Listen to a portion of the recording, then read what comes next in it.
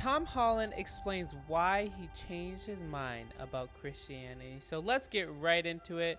Shout out to Premier Unbelievable. By some accounts, slaughtering 1 million Gauls and enslaving another million in the cause of boosting his political career. And far from feeling in any way embarrassed about this, he's kind of promoting it. And so when he holds his triumph, people are going through the streets of Rome carrying billboards, boasting about how many people he's killed. And this is a really terrifyingly alien world. And the more you look at it, the more you realize that it is built on systematic exploitation. Mm-hmm. So the entire economy is founded on slave labor. Right.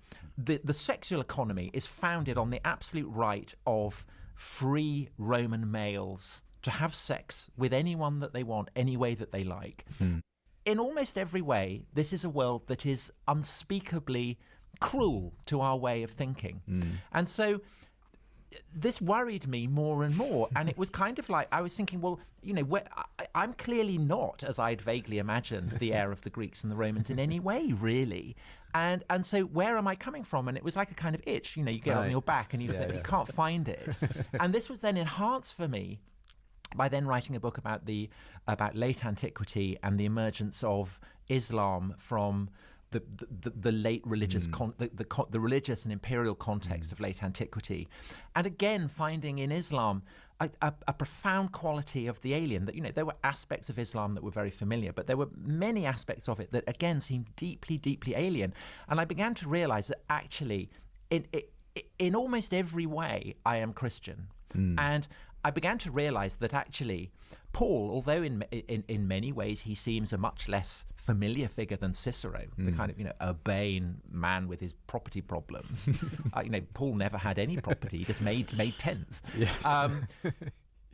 That in almost every, you know, what is it, seven? That is the 7 letters that are people conventionally people absolutely accept. Yeah. That, you know, and as Tom Wright was saying, you know, this is not a very lengthy amount of writing, but compacted into this very, very small amount of writing was almost everything that explains the modern world.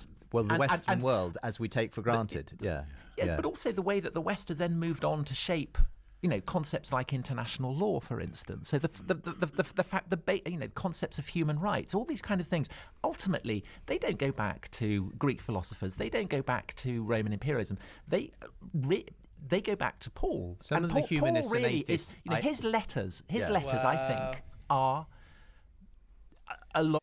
Our society that was built today all comes from scripture, human rights, why people have intrinsic value, why we shouldn't have games where people slaughter each other in front of fans.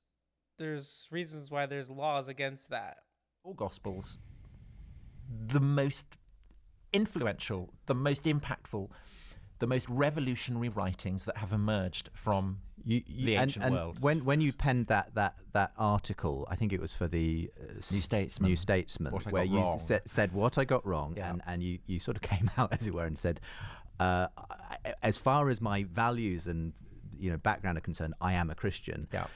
It was interesting to see the response to that, because I saw lots of atheists and humanists saying, oh, hang on, you know, democracy, that goes back to the Greeks, you know, don't pretend that Christianity gave us everything we're grateful for. But you honestly think that actually people simply haven't appreciated just how much we owe to the Judeo-Christian? I think I mean, if we're talking of Paul, I think of him as a kind of depth charge, deep beneath the foundations of the classical world.